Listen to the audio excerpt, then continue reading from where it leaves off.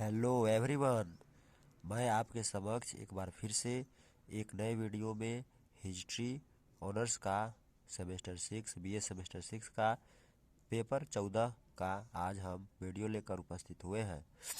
आज हम 1917 ईस्वी की बोल्शेविक क्रांति, रूस में 1917 ईस्वी की बोल्शेविक क्रांति के कारणों और परिणामों पर चर्चा करेंगे। तो इसका हम उत्तर देखने का प्रयास कर रहे हैं। उत्तर में इसका आएगा कि 1917 ईस्वी की रूस की बोल्शेविक क्रांति मानव सभ्यता के इतिहास की एक महत्वपूर्ण घटना है। इतिहासकारों ने इसकी तुलना 1789 ईस्वी की फ्रांस की क्रांति से किया है। दोनों ही क्रांति का उद्देश्य था शोषण से मुक्ति पाना। जब हम फ्रांस की क्रांति में राजाओं को निरंकुशता एवं स्वेच्छाचारिता को समाप्त करके लोकतंत्रात्मक शासन का आदर्श प्रस्तुत करने की बात करते हैं, तो इसने भी जनता को स्वतंत्रता, समानता एवं बंधुत्व की भावना से परिचित करवाया था। तो वहीं रूस की बोल्शेविक क्रांति ने भी विश्व को साम्यवादी विचारधारा पर चलने का पाठ पढ़ाया था। इस रूस की महान क्रांति के अनेकानेक कारणों को समझने के लिए हमें रूस के पूर्व के इतिहास का अवलोकन करना होगा।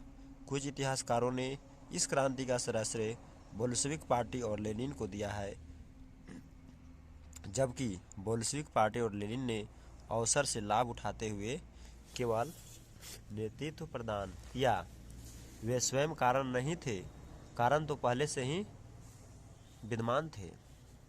तो अब हम 1917 ईस्वी की बोल्शेविक क्रांति के कारणों के बारे में जानने का प्रयास करते हैं कि 1917 ईस्वी की रूसी क्रांति के कौन कौन से कारण थे। तो 1917 ईस्वी की बोल्शेविक क्रांति के निम्नलिखित प्रमुख कारण थे। पहला था जार का निरंकुश शासन। जार का निरंकुश शासन, जैसा कि आपको मालूम है कि रूस में जाराशाही शासन चल रहा था, ठीक उसी प्रकार से जैसे फ्रांस में चल रहा था, पूरे विश्व में कई स्थानों पर चल रहा था। तो 1917 ईस्वी की क्रांति के पूर्व तक रूस में निरंकुश राजतंत्र का बोलबाला था। रूस के राजा जार अलेक्जेंडर द्वितीय एक निरंकुश और स्वेच्छाचारी शासक था। वह राज्य एवं चर्च दोनों का मालिक तथा शासक था। अलेक्जेंडर प्रथम एवं अलेक्जेंडर द्वितीय ने कुछ सुधार किए, परंतु शासन क्रांति के पूर्व तक वह निरंकुश एवं स्वेच्छाचारी शासक बना रहा। इसको जनता के सुख और दुख से कोई मतलब नहीं था। हालांकि रूस का उद्धारक या मुक्तिदाता जार अलेक्जेंडर द्वितीय को ही कहा जाता है, तो यह भी सच है कि कृषकों के मुक्तिदाता जार के रूप में पहचान बनाने से पहले इसे हम रूस में एक निरंकुश शासक के रूप में जानते हैं। एक जार, एक चर्च और एक रूस का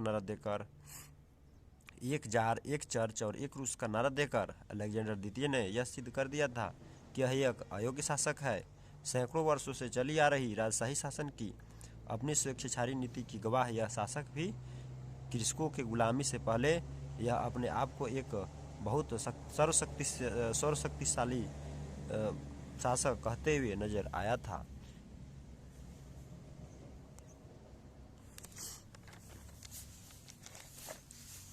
रूस में इसने विकास और कृषि की पिछड़ी हुई बदहाली को दूर करने का तनिक भी प्रयास नहीं किया, जिससे रूस के जनमानस में असंतोष और आक्रोश की भावना का जन्म हुआ। लोगों ने लेनिन के नेतृत्व में बोल्शेविक क्रांति की घटना को अंजाम देकर यह पुराने समय से चले आ रहे निरंकुश और स्वेच्छाचारी शासन को उखाड़ फेंका था। दूसरा में था भ्रष्ट नौकरशाही या पदाधिकारी कर्मचारी। 1917 ईस्वी की बोल्शेविक क्रांति का एक कारण नहीं बल्कि अनेक कारण थे, जिनमें से था जार या राजा के भ्रष्ट नौकरशाही, यानी राजा के कर्मचारी, जिनको हम आज की भाषा में मंत्री, सलाहकार और पदाधिकारी कहते हैं। रूस के पदाधिकारी अयोग्य एवं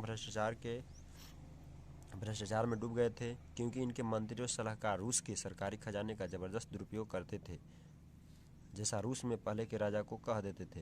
राजा खुद से अपने देश के हित अहित का ख्याल नहीं कर सकता था, क्योंकि राजतंत्र की वंशानुगत शक्ति इन्हीं जार, मंत्री, कर्मचारी, पदाधिकारी तक सीमित होते थे, जिससे जो विकास रूस में यूरोप के बाकी देशों की तरह होना चाहिए था वैसा नहीं हो पा रहा था, क्योंकि हम देखते हैं कि 1789 ईस्वी में जारशाही शासन को उखाड़ फेंक दिया गया था। फ्रांस में 1789 ईस्वी में जारशाही शासन को उखाड़ फेंक दिया गया था।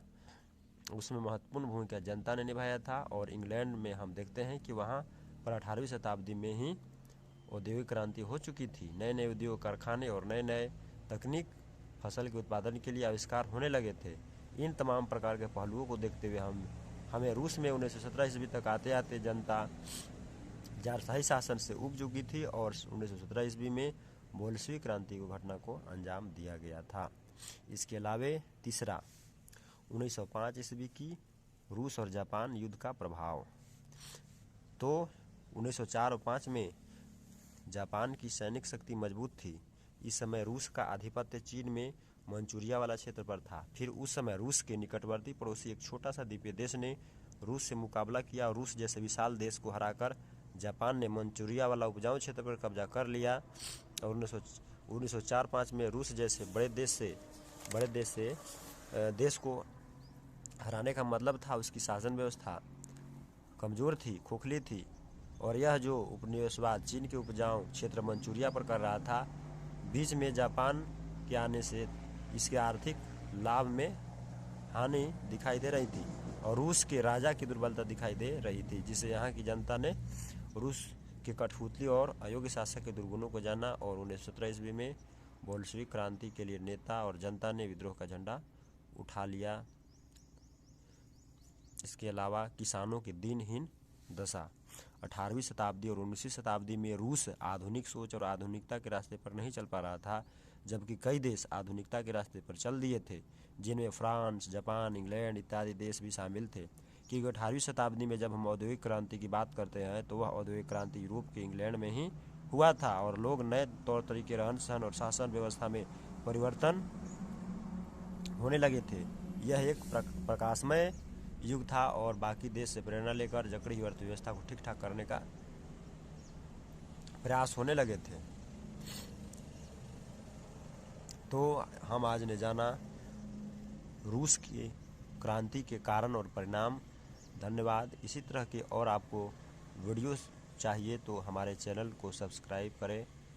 हम इसी तरह के वीडियो हिस्ट्री और जीके जीएस का लाते रहेंगे। धन्यवाद।